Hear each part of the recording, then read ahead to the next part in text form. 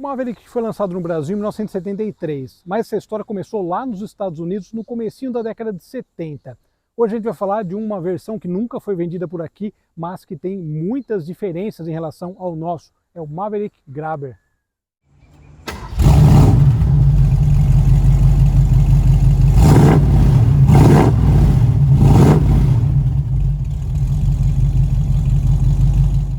Saudações, pessoal! Hoje é dia de falar de Maverick aqui na garagem, mas um Maverick um pouquinho diferente do que a gente está acostumado a ver ou do que a gente viu aqui no Brasil a partir de 1973. Esse é um Grabber, uma versão mais esportiva do Maverick vendida nos Estados Unidos, e vale lembrar que o Maverick começou a ser vendido nos Estados Unidos, foi apresentado em 69 como modelo 70, começou a ser vendido lá no comecinho da década de 70, e era um carro basicamente barato para concorrer com Fusca e com carros japoneses que estavam entrando na ocasião no mercado de lá. Ou seja, olha só que diferença também de posicionamento de mercado. A gente sabe que aqui ele sempre foi um carro voltado para quem tinha maior poder aquisitivo, mas lá bem diferente a história. Bom, esse exemplar de 1974, ele traz aí algumas características interessantes que você olha para ele, você vê que ele é um Maverick americano. A primeira delas é o para-choque, né? A legislação da época dos Estados Unidos, ela obrigava a todos os carros, modelos, a usarem o para-choque com essa... Ele tem uma função técnica também, mas é um para-choque grande, tá vendo? Em alguns modelos, Mercedes, Ferrari e tal, ficou muito estranho. Para os carros americanos até que não ficou tanto quanto para outros carros, para os europeus, né? Para os europeus realmente ficou esquisito. Então nós temos os para-choques grandes, dianteiro e traseiro, e a frente, né? A parte dianteira dele é diferente também, com o detalhe da iluminação, né, pisca e aquela luz também que você acende à noite, né, do farol, diferente do nosso. Uma característica curiosa é que o Maverick lá nos Estados Unidos ele era associado a vaqueiro, aquela coisa toda, então por isso que o Maverick tem um chifre aqui na grafia. A grafia do Maverick vendido no Brasil nunca teve isso, porque eles já imaginaram que isso daria algum problema aqui com os compradores. Foi uma boa ideia, foi uma sacada importante deles na época nessa questão do marketing, para evitar algum tipo de brincadeira, enfim. Detalhe aqui, essa versão tem os detalhes de adesivos, né, diferentes, né? Então tem o Grabber aqui em destaque, e vale destacar que naquela época nos Estados Unidos também tem uma versão desse carro que ela traz combinações muito próprias, e o Mustang também, interior azul, enfim, uma série especial que é muito bonita também. Seguindo por aqui, então, outra característica legal, tá vendo? Ele tem essa faixa toda embaixo, que diferencia bem ele do nosso. E aqui as rodas, eu vou contar a história desse carro daqui a pouco dirigindo, mas aqui as rodas são idênticas, né? As rodas 14 com sobrearos, rodas que Maverick GT usou aqui, Mustang Mach-1 usou também, enfim, sem nenhum problema.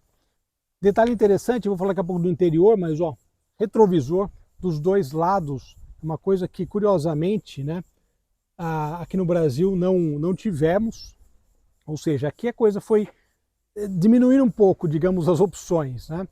Uma coisa que eu achei bem legal dessa versão é isso aqui, olha esse vinil, o posicionamento dele, que interessante. A gente geralmente vê vinil pegando o teto todo, né, até a traseira. Esse pega o teto, mas essa parte aqui fica sem vinil, né? E ele vem até aqui embaixo. Muito interessante o posicionamento do vinil, né, em cada carro e em cada mercado. E por fim, a traseira, que também por conta do para-choque tem esse diferencial. E acaba se destacando por conta disso, né? Quem já viu o Carro Desgovernado, que é um filme que tem o Maverick como protagonista, vai lembrar exatamente desse visual da parte traseira. Fora isso, as lanternas são as mesmas usadas aqui no Brasil. Mas é abrindo a porta que a gente vê a diferença grande que existe. Essa versão são 3 opções de acabamento, né, do Grabber. Essa é a luxo, é a mais completa, então tem esses apliques de madeira, né, imitando madeira, e também a padronagem do interior. Olha só que legal, encosto de cabeça aqui no Brasil, só depois, né, que veio, mas olha só que interessante, esse encosto de cabeça bem colocado aqui. E a padronagem também do banco traseiro, né? Acho que muito confortável. Banco inteiriço também, outra característica bacana.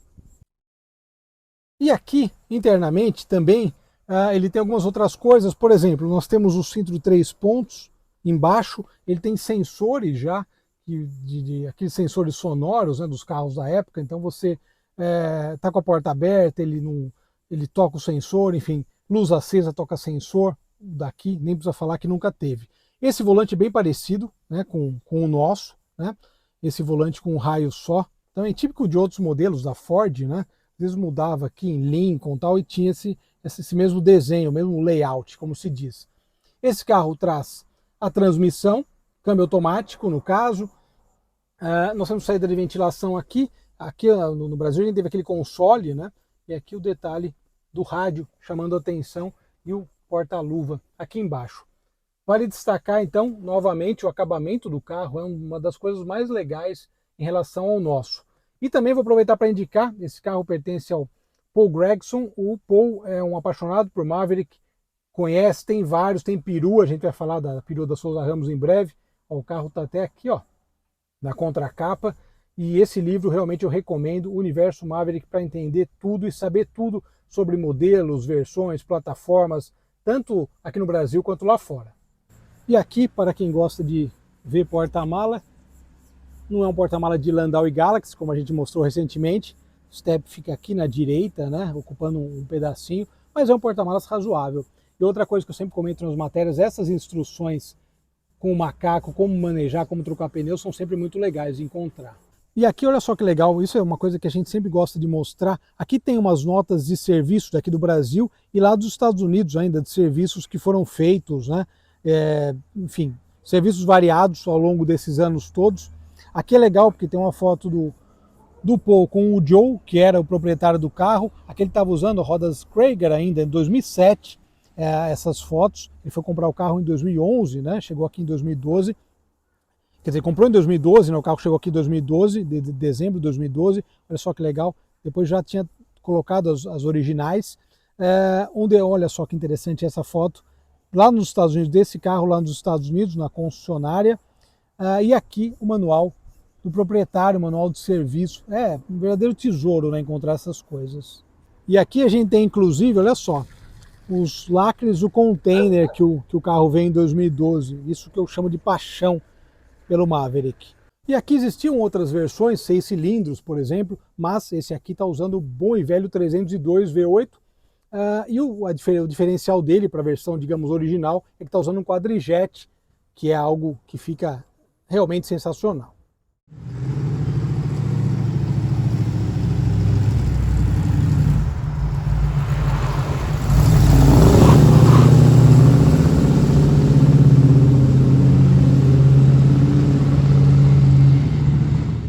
Muito bem, olha só. O que eu havia comentado sobre esses sons que tem, porta aberta, quando você está sem cinto. Interessante, né? Já tinha isso naquela época nesse carro. Coisas que não chegaram, né, ao nosso Maverick.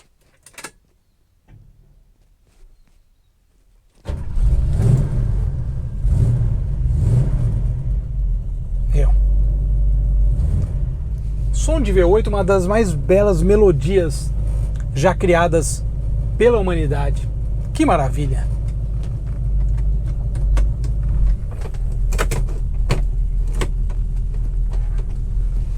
Aí a gente tem o freio de mão do lado esquerdo, o famoso câmbio C3 da Ford, que equipou muitos modelos da Ford, entre Maverick, Mustang, Mercury, Lincoln, né? Muitos modelos utilizaram esse câmbio automático de 3 velocidades. Cara, esse som de V8 é sensacional. Uma das melhores melodias, né, como eu falei há pouco.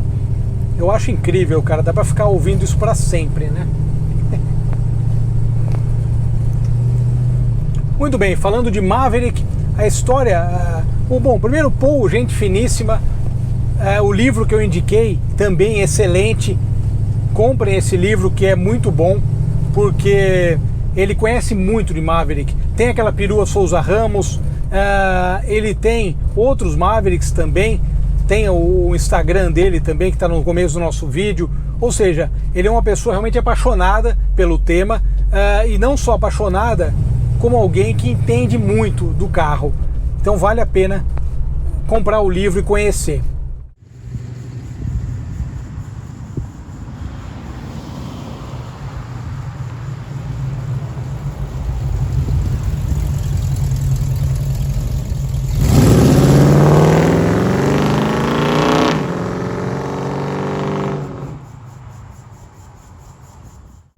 O Maverick tem uma história bem interessante, então ali, né, foi lançado nos Estados Unidos em 1970 e a gente fala, pô, ele era arma da Ford contra os japoneses para competir com o Fusca, mas é engraçado que realmente era exatamente isso, né?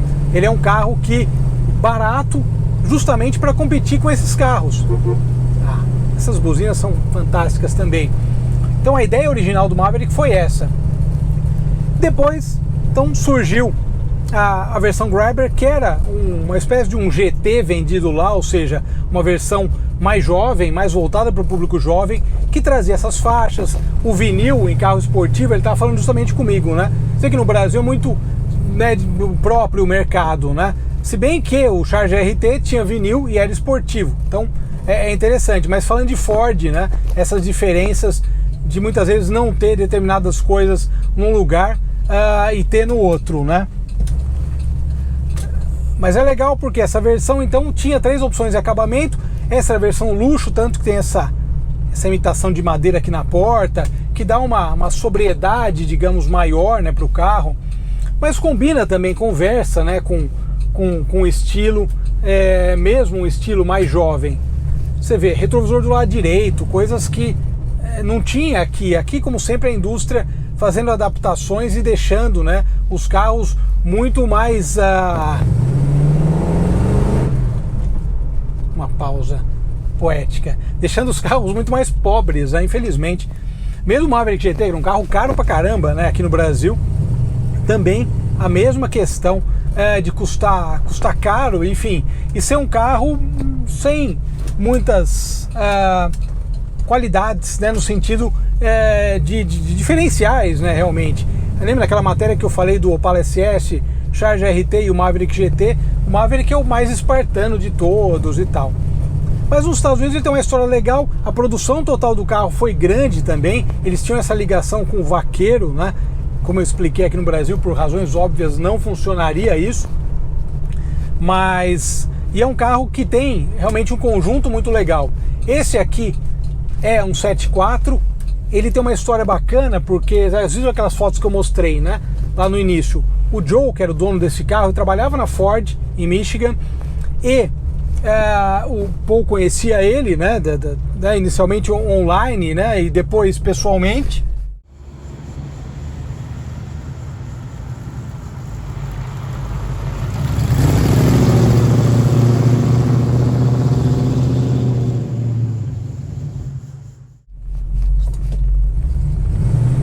Mais uma pausa.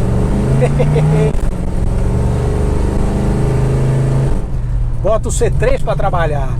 Mas enfim, depois desse pequeno momento aqui de aceleração e sorrisos. Mas então, o Paul conhecia ele, e daí e aquelas fotos são de 2007. Em 2011 ele falou, pô, eu tô querendo vender esse carro, porque ele tinha alguns, tinha Lincoln, Mustang Mach-1 e tal. E falou, pô, então eu vou comprar, né? Tá carro legal, sempre protegido da neve e tudo mais. E daí ele acabou comprando esse carro em 2012. Tem aqueles lacres que eu mostrei, né, do container, justamente contando essa história desde o início, aquela pasta toda com as manutenções lá e aqui. Cara, fantástico. Então desde 2012, ou seja, 11 anos que ele tem esse carro, além dos outros Mavericks também. Mas o que é interessante, tem gente que não tem noção nenhuma, tem que tomar muito cuidado para andar no trânsito. O que é interessante, então, é que ele tem esse carro há 11 anos, ou seja, sempre com essa mesma paixão por Maverick, pelo Ford V8, e o carro é uma delícia de andar, né? Essa combinação do 302, como eu falei, ele tem um carburador de corpo quádruplo, e é uma delícia ouvir, e o câmbio automático de 3 marchas. Cara, que combinação fina, né? O carro ficou muito bom de andar, tem uma dirigibilidade excelente, essa direção hidráulica fantástica. Então o conjunto do carro é muito legal. E é legal porque é um carro que teve, na verdade, 2 donos somente nesse tempo todo, em quase 50 anos. Então isso é fantástico, é um motivo para comemorar, né? E é uma delícia dirigir esses carros. Cara, tem que ter um V8. Tem que ter um V8, realmente. Oh. A gente ri sozinho andando nesses carros. É muito apaixonante. E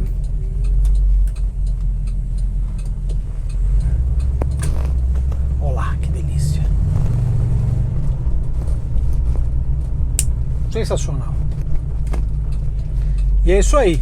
Já vou me despedindo. A gente ficou aqui só curtindo o som de V8 para fechar essa história. Mas sem dúvida que o Maverick lá parou de ser produzido antes daqui. Aqui foi em 79, lá foi em 77. Mas é um carro que acabou deixando saudade pelo conjunto e tal. E pessoas pararam para ver esse carro e falaram, pô, é um Maverick americano, né? De fato, né? É um americano com os para-choques e tal. E com esses diferenciais aí muito próprios que ele trazia em relação ao nosso. Obrigado pela audiência, um grande abraço. Cara, olha só que beleza. Dá mais uma voltinha. Até mais. Tchau.